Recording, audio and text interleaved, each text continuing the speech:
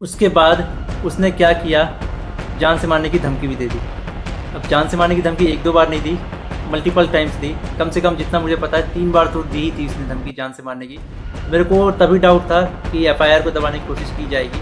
हरियाणा में इस तरीके से गुंडागर्दी चल रही है कि एक बंदा आता है, मारता है और उसके खिलाफ कोई एक्शन नहीं होता। मैं हरियाणा के सीएम खट्टर जी से रिक्वेस्ट करना चाहूँगा कि इस गुंडे एलविश यादव को अरेस्ट करवाओ।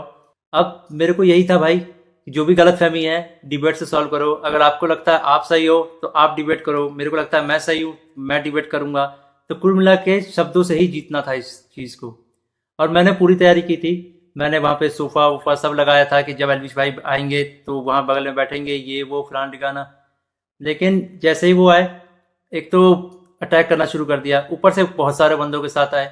ऊपर से ये भी नहीं था कि 1-on-1 फाइट हो, उसके साथ उसके कुछ बंदे थे, वो भी मदद कर रहे थे उसकी।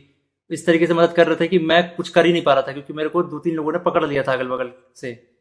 अब जब लड़ाई हुई, लड़ाई के बीच में ही एलविश ने मेरे को लगभग ये अपने घुटनों से नाक पे मारा, कई बार हाथों से मेरे सिर्फ मुंह पे मारा।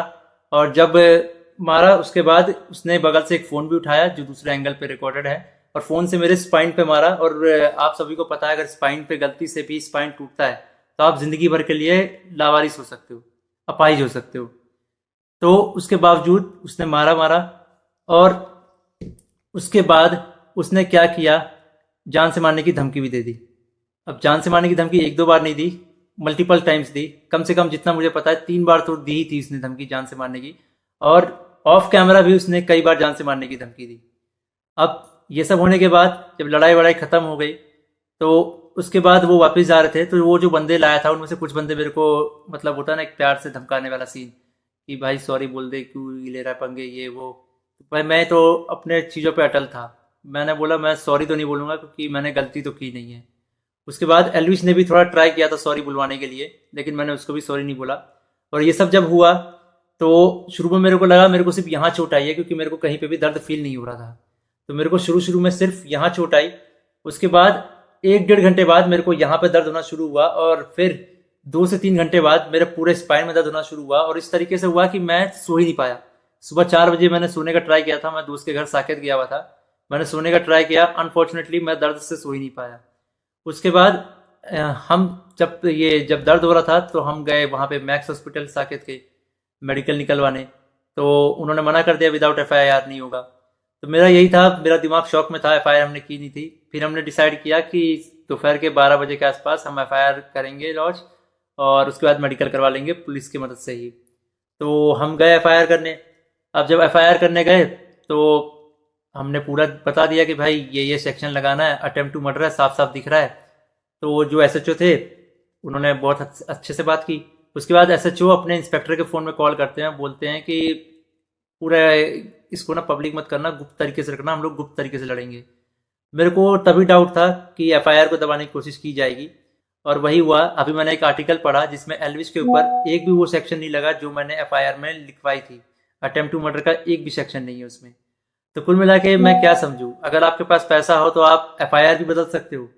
मतलब हरियाणा में इस तरीके से गुंडागर्दी चल रही है कि एक बंदा आता है, मारता है और उसके खिलाफ कोई एक्शन नहीं होता, उसको पुलिस पकड़ के लेके नहीं जाती। यहाँ पे इस बात को 24 घंटे हो चुके हैं और वो बंदा अभी हंस रहा होगा कि उसको कोई पकड़ के नहीं ले गया, उसको फर्क ही नहीं पड़ा होगा। मैं हरियाणा के सीएम खट्टर जी से रिक्वेस्ट करना चाहूंगा कि इस गुंडे एलविश यादव को अरेस्ट करवाओ। इसका बैकग्राउंड बहुत खराब है, जिस तरीके से ये यूथ को इंस्पायर कर रहा है, वायलेंस को प्रमोट कर रहा है, उससे साफ साफ पता लग रहा है यूथ बहुत गलत वे में मोटिवेट हो रही है इससे, और ये चीज़ बहुत ही खराब है।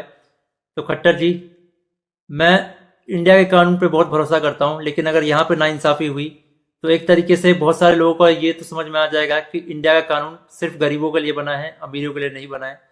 तो मैं नहीं चाहता कि ये कानून भी, ये एफआईआर भी दब जाए। और साफ साफ पता लग रहा है दबाने की कोशिश की जा रही है इस एफआईआर को।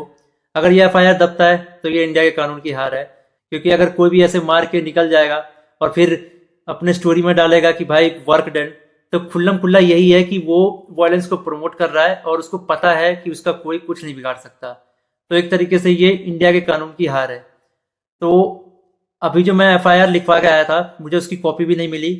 और मुझे लगता है मिलेगी भी नहीं। बोला तो वैसे सुबह मिल जाएगी, लेकिन आई डोंट थिंक सो, क्योंकि आर्टिकल में साफ साफ दिख रहा है कि एफआईआर के जो सेक्शन है वो बहुत अलग किए गए हैं। इन द एंड अगर इस बीच में मुझे कुछ भी होता है, मेरे पे कोई भी जानलेवा हमला होता है, इसका जिम्मेदार एलविश यादव होगा या फिर उसके दोस्त होंगे।